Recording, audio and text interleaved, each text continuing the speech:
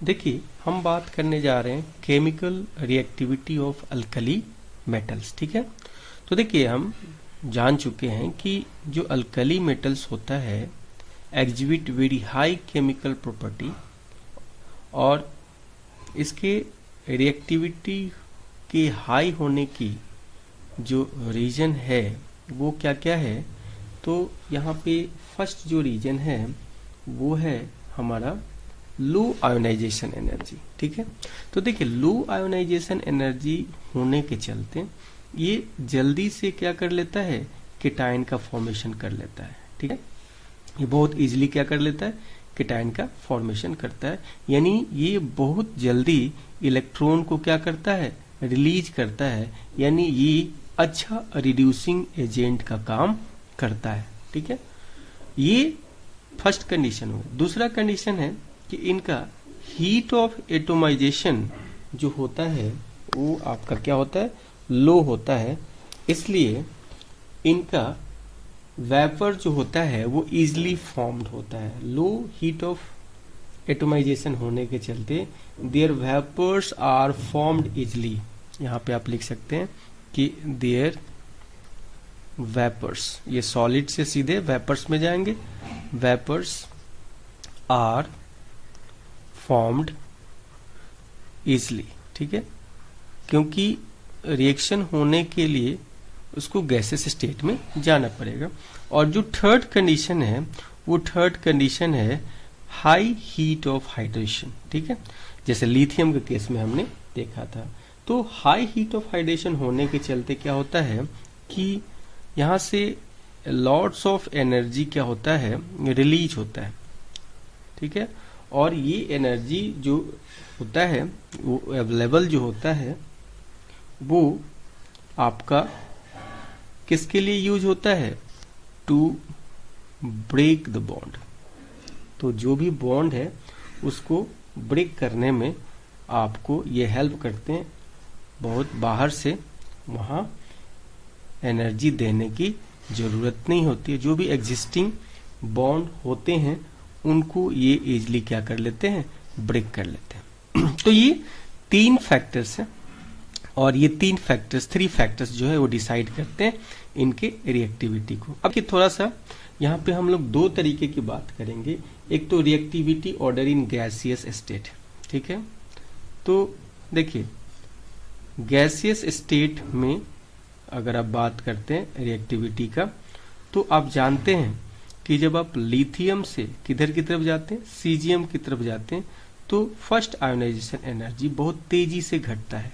यानी सबसे कम जो रिएक्टिव होगा लिथियम, फिर होगा सोडियम, फिर होगा पोटेशियम, फिर होगा रुबिडियम, और फिर होगा सीजियम। ये किस स्टेट में, तो ये हमारा गैसियस स्टेट में ऐसा केस आपको आने वाला है।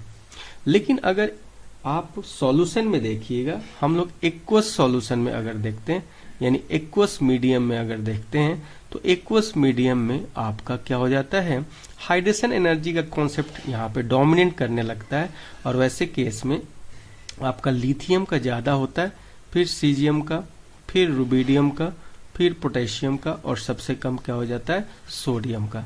ये क्यों होता है हमने आपसे डिस्कस किया था।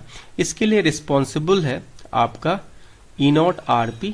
ठीक है, स्टैंडर्ड रिडक्शन पोटेंशियल या स्टैंडर्ड ऑक्सीडेशन पोटेंशियल। ठीक है, हमने यहाँ पे डिस्कस किया था इसको जब हमने हाइड्रेशन एनर्जी डिस्कस किया था। तो या ये बोल सकते हैं कि इसके केस में बहुत ज्यादा हाइड्रेशन एनर्जी रिलीज होता है जो कि इसके इलेक्ट्रॉन को रिलीज करने में हेल्प करता है। तो ये फैक्टर्स हैं जिसके चलते ये बहुत ज्यादा अल्कली मेटल्स बहुत ज्यादा रिएक्टिव।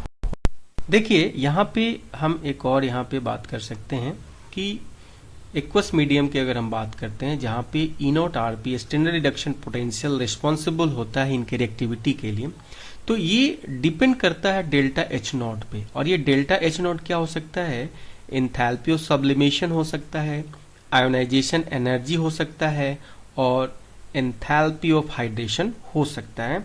क्यों ऐसा हो सकता है, क्योंकि आपने एक फॉर्मूला पढ़ा है डेल्टा G0 इक्वल्स टू, आपने पढ़ा था delta H0 minus T delta S not. और अगर आप देखें तो ये जो डेल्टा जी नॉट है, ये डेल्टा जी नॉट को हम लिख सकते हैं माइनस एन एफ, और ये है आपका रिडक्शन पोटेंशियल। ठीक है, तो ये हमने थर्मोडायनेमिक्स में पढ़ा था। ये स्टैंडर्ड गिब्स फ्री एनर्जी है। ठीक है, ये आपका इंथैल्पी है। ठीक है, स्टैंडर्ड इंथैल्पी है। ये आपका स्टैंडर्ड एंट्रोपी है, और ये आपका टेम्परेचर है। यहाँ पे एक रिलेशन लिया गया था, तो यहाँ पे आपका ये रिलेशन में स्टैंडर्ड गिब्स एनर्जी इक्वल्स होता है N F E nought. E nought यहाँ पे रिडक्शन पोटेंशियल या ई नॉट से लिया जाता है। तो एन जो होता है नंबर ऑफ इलेक्ट्रॉन्स होता है, और एफ जो होता है वो फैराडे होता है। तो देखिए ये इसके साथ क्या है, रिलेट कर रहा है। ठीक है, तो इसलिए आप बोल सकते हैं कि ई नॉट आर पी जो है वैल्यू है वो किस किस पे डिपेंड करता है, तो इन सारे फैक्टर्स पे डिपेंड करता है। तो ये ऑब्जेक्टिव क्वेश्चंस में आपको यहां से आ सकता है। देखिए अब हम बात करने जा रहे हैं कि जो अल्कली मेटल्स हैं इनका जो एटॉमिक साइज है और जो आयनिक साइज है, इसको हम लोग कैसे जानेंगे कि किसका एटॉमिक साइज लार्ज है, तो देखिए, या किसका कम है। तो यहाँ पे देखिए कि जो साइज है किसका, एटम का, अल्कली मेटल का, वो हाईएस्ट होता है कंपेयर टू आपका atomic size of other elements in any period of periodic table. ठीक है, देखिए हम जानते हैं कि जब अभी आप पीरियोडिक टेबल की बात करते हैं, तो पीरियोडिक टेबल में अगर आप देखते हैं तो पीरियोडिक टेबल में दो स्ट्रक्चर आपको मिलते हैं। ठीक है, एक जो मिलता है उसको हम बोलते हैं दैट इज पीरियड, और दूसरा जो स्ट्रक्चर मिलता है उसको हम लोग बोलते हैं ग्रुप। ठीक है, तो ये जो पीरियड होता है ये कैसा होता है, ये ऐसा हो जाता है, हॉरिजॉन्टल रो होता है, और ये ग्रुप कैसा होता है, तो ये वर्टिकल रो होता है। ठीक है, इस तरीके से होता है। यानी अगर आप पीरियोडिक टेबल को देखें तो पीरियोडिक टेबल में आपको कुछ इस तरीके का स्ट्रक्चर मिलता है कि इसमें अगर आप देखें तो ये पीरियोडिक टेबल दो स्ट्रक्चर से मिलकर बना होता है। यहाँ पे आप देखिए तो ये आपका हॉरिजॉन्टल लाइन है। ठीक है,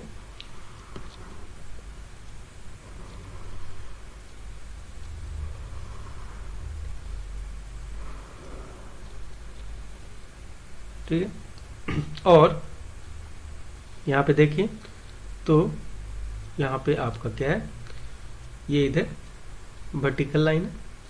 तो जो भी वर्टिकल लाइन है, ये वर्टिकल लाइन हमारा ग्रुप को इंडिकेट करता है।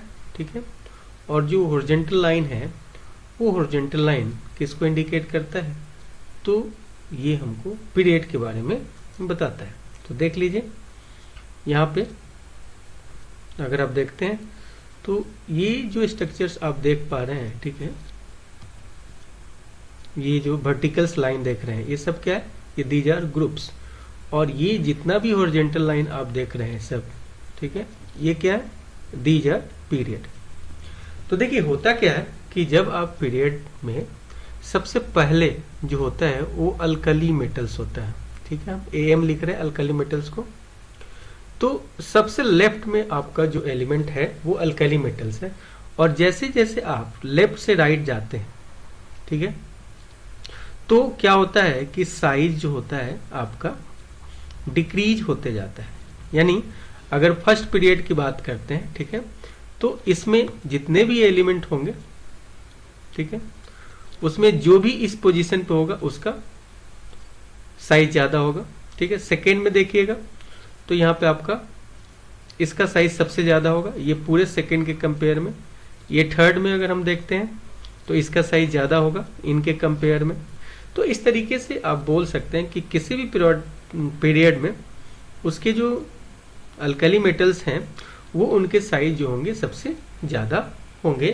ठीक है, और ग्रुप की अगर आप बात करते हैं, ठीक है, तो ग्रुप की अगर आप बात करते हैं तो यहाँ पे देख लीजिए कि with the increase in atomic number becomes bigger, ठीक है। अब देखिए ग्रुप में आप देखते हैं कि जब आप ऊपर से नीचे आते हैं, ठीक है, जब आप ऊपर से नीचे आते हैं तो एटॉमिक नंबर आपका इंक्रीज होता है, और एटॉमिक नंबर इंक्रीज होने के साथ साथ सेल नंबर भी आपका क्या होता है, इंक्रीज होता है, और सेल नंबर इंक्रीज होने से आपका साइज भी क्या होता है, इंक्रीज होता है।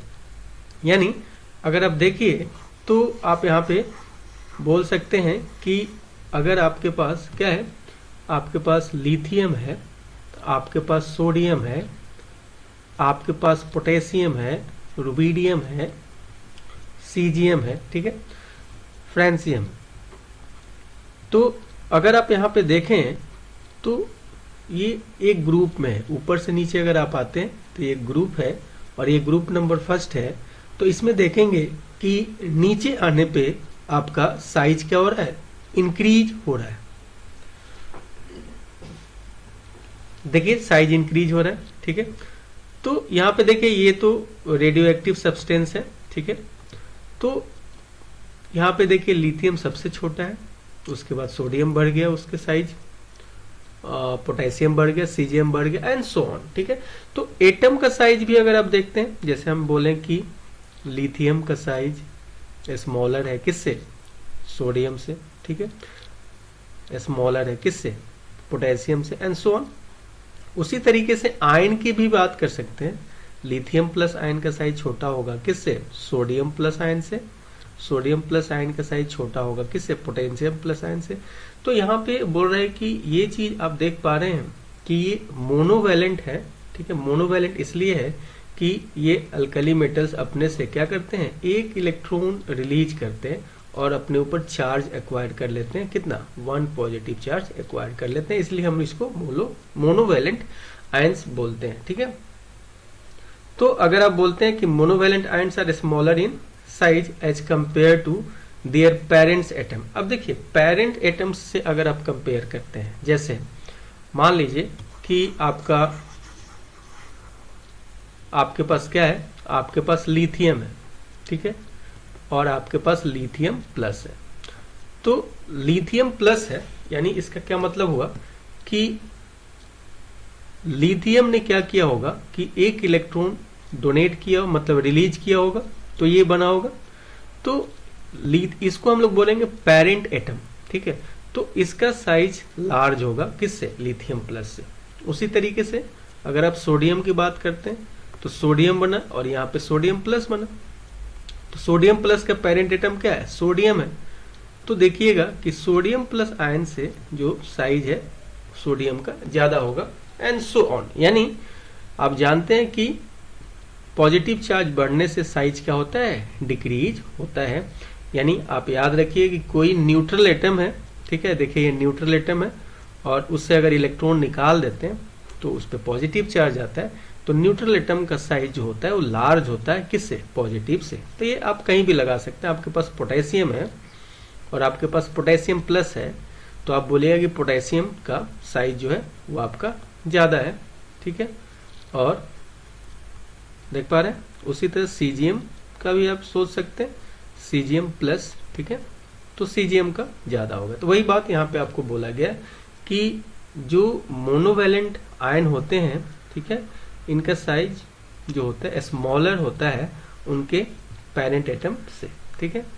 बोला है कि the atomic and molecular radii of alkali metals increases as we go down the group. हमने अभी बात किया था कि अगर आप नीचे की तरफ जाते हैं तो साइज बढ़ता है, ठीक है, चाहे वो क्या हो, सिंपल एटॉमिक ऑर्बिटल्स हो, एटॉमिक रेडियाई हो, या मॉलिक्यूल कोई बना उनका रेडियाई हो, ठीक है, रेडियस हो, तो वो उनका इंक्रीज होता है, ठीक है। That is we move from lithium to caesium. यहाँ पे फ्रांसियम इसलिए नहीं लिया गया कि फ्रांसियम जो होता है रेडियो एक्टिव होता है, तो उसके हम लोग साइज के बारे में डिस्कस नहीं करते हैं। तो their size and radii increases. तो देखिए यहाँ पे हमने फाइनली ये देखा कि यहाँ पे जो अल्कली मेटल्स हैं, ये अल्कली मेटल्स का साइज इनके अपने पीरियड में अगर बात करते हैं तो उनमें सबसे लार्ज होगा। फर्स्ट बात हमने ये किया। सेकेंड हमने ये बात किया कि अगर आप ग्रुप में ऊपर से नीचे आते हैं तो इनका साइज क्या होगा, इंक्रीज होगा, चाहे वो एटॉमिक साइज हो, चाहे वो आयनिक साइज हो, चाहे वो आपका मॉलिक्यूलर रेडियाई हो या मॉलिक्यूलर साइज हो। ठीक है, नेक्स्ट हमने बात किया, थर्ड पॉइंट हमने बात किया कि अगर आपके पास क्या है, आपके पास पेरेंट, ठीक है, एटम है और उससे आप आयन बना रहे हैं, मोनोवैलेंट आयन, तो पेरेंट एटम का जो साइज होगा वो आपका